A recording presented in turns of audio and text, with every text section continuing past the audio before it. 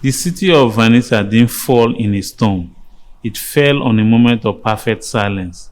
On Tuesday, the tide didn't come in. The water just stopped. Then it exhaled.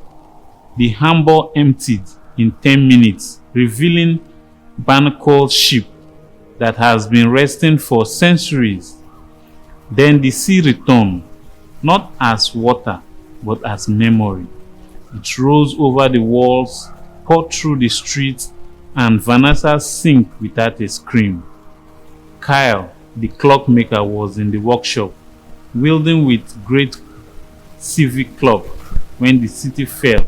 The clock was old, older than the city records. It didn't tell time, it told when. When the rain could come, when the harvest could fall, when a child could be born without a mark on their waist. Then the water hit. The clock didn't stop. It kept ticking under the water, in a pocket of air that shouldn't have existed, and Kyle, holding onto it, didn't drown either. The time moved differently in a drowned city. Kyle didn't age. The water preserved him, but it also took things. He forgot the taste of bread, he forgot his sister's laugh, he forgot his own name for a while till he looked at the clock and saw it inch into the brass. Kyle, the keeper of when. The city around him was alive in a way that it wasn't natural. Fish with glass, bones, strength through what used to be market stills. Ships that have sunk 1,000 years ago draft like ghosts. Their crew still at their own post, sparkling and bubble. The tide people watched him. They were the drowned truculent, with eyes like deep water. They didn't speak, they couldn't, but they remembered, and memories in Vanessa was heavy through the crossed stone. Every night, the tide people could gather at the base of clock tower and listen to the Kyle, wind and clock. It was the only sound that wasn't water. On the 360 days, something fell. It wasn't a ship, it wasn't a fish, it was a girl falling up from the surface, caught in the bubbles of air that refused to pop. She landed on the square with a splash that made the tide people scatter. She was maybe 14. She had a compass that scoped widely and a bone on her wrist in the shape of a tide mark. "Are you real?" she asked Kyle when he found her. "More than you," he said, "because it was true. You didn't feel solid in a century."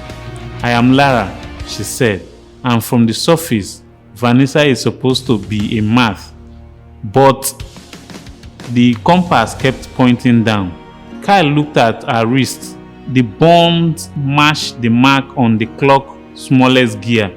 "You are a Wen born," he said. "The clock called you." "I didn't know what this means," Lara said, "but the sea is dying up there. The current was wrong. The fish are living. My grandmother said if Vanessa wakes, the sea might remember how to be a sea again." The clock didn't just tell time, it held the city memory. To work Vanessa, you had to turn the clock forward, but turning it forward might release the memory of the drowning. The tide people could have to remember dying all at once. The memory like that could scatter a soul. Kyle knew this because he had been trying not to remember for 100 years. "The city can't stay like this," Lara said. "The sea above is dying because it's forgotten it's supposed to move.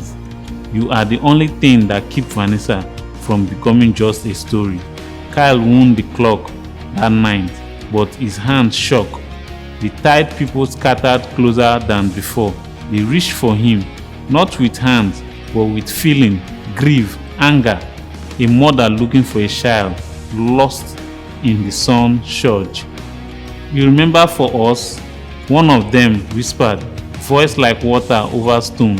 "So we don't have to. To turn the clock, you need two things.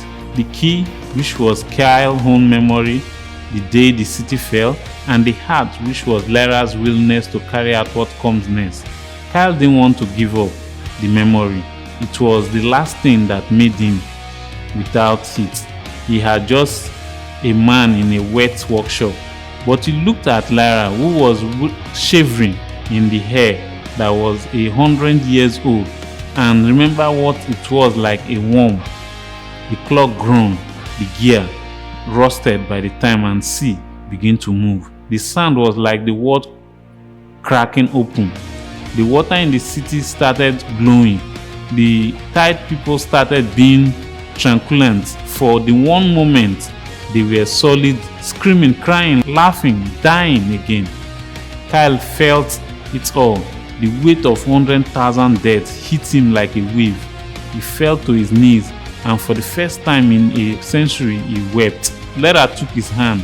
She didn't say anything. She just held on. The water receded, not all at once, but like a tide that has finally learned when to go out. Vanessa rose. Not clean, not whole. Buildings were cracked. Streets were sealed, but the air was air again. And the people, the real ones, were gone. They had been released. What remained were the tired people who had chosen to stay, not as ghosts, but as guardians. They could walk on the land now through their skin till stammer like whetstone. Kyle was old. The century hit him at all once.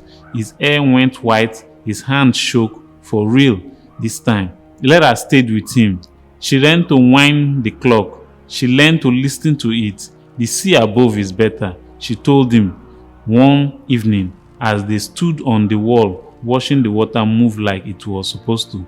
My grandmother sent a message. The currents are turning again. Kyle nodded. Good, he said. Then I can stop. Kyle died a week later in a workshop with his hand on the clock.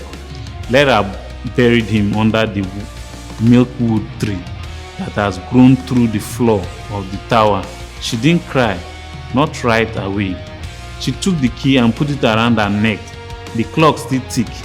It still tells when the rain will come, when the harvest will fall, and when a child will be born with a mark on her wrist. And sometime on the quiet night, the people of Vanessa swear they hear two sets of footsteps in the tower, one heavy, old, one light, new.